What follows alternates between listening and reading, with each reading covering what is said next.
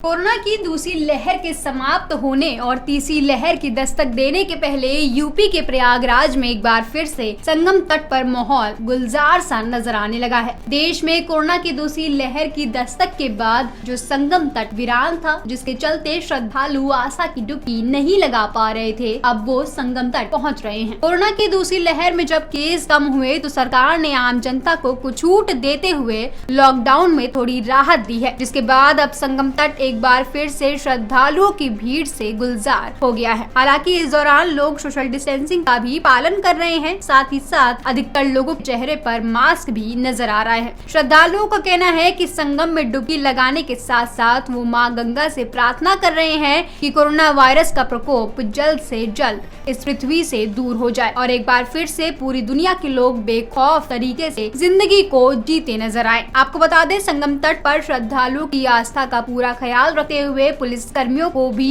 उनकी सुरक्षा के लिए तैनात किया गया है, जो समय समय पर श्रद्धालु को जागरूक करते नजर आ रहे हैं। श्रद्धालुओं का मानना है कि लॉकडाउन में राहत तो जरूर मिल गई है, लेकिन इस राहत में सावधानी बरतनी भी जरूरी है। ममफोर्डगंज से आए श्रद्धालु आशीष सिंह ने माई भारत के संवाददाता से बातचीत करते हुए बताया कि गंगा जल पवित्र है, इसलिए गंगा में डुबकी लगाने से कोरोना संक्रमण नहीं होगा। इसके साथ ही वो ये भी मानते हैं कि अधिक संख्या में लोग कोरोना वैक्सीन लगा लिए हैं, जिसकी वजह से लोगों में कोरोना का डर पहले से अब कम हो गया है।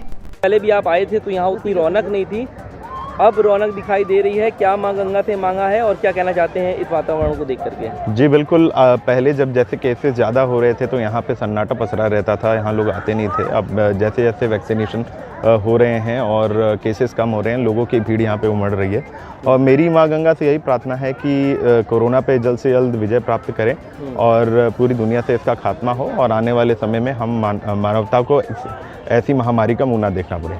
क्या नाम है आपका? आशीष कुमार सिंह।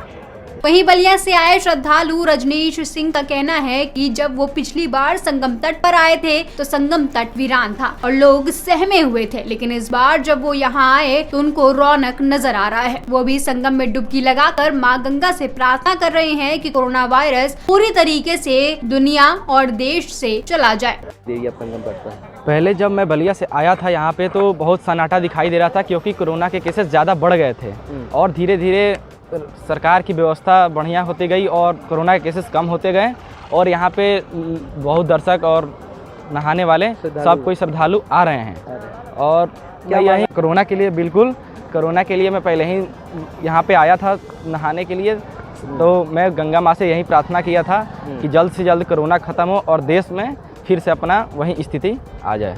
क्या नाम है आपका? मेरा नाम रजनीश सिंह है।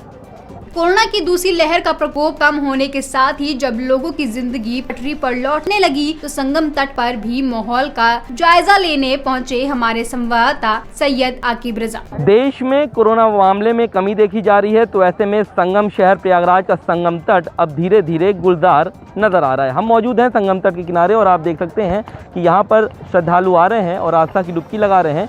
हालांकि ये शाम का वक्त है, आपको भारी संख्या में श्रद्धालु दिख रहे होंगे, लेकिन अगर हम कुछ दिनों पहले की बात करें तो यही संगम तट सुनसान नज़र आता था। लोगों में खौफ था कि वो नहीं आएंगे, नहाएंगे भी नहीं, क्योंकि कुछ हफ्तों पहले एक तस्वीर भी सामने आई थी जिसमें कई लाशें जो हैं वो नदी में देखी गई थी, जिसके बाद लोगों में एक खौफ भी था। लेकिन जैसे जैसे केसेस कम हो रहे हैं या फिर कहें कि लोग वैक्सीनेट हो रहे हैं, वैसे वैसे उनके प्रति जो डर है वो भी अब नहीं रह गया है और यहाँ पर कोरोना गाइडलाइंस का पालन करते हुए यहाँ पर श्रद्धालु आ रहे हैं और एक बार फिर से संगम क्षेत्र को गुलजार कर रहे हैं। वीडियो जर्नलिस्ट अंकित उपाध्याय के साथ सैयद आकिब रजा, माई भारत, प्रयागराज।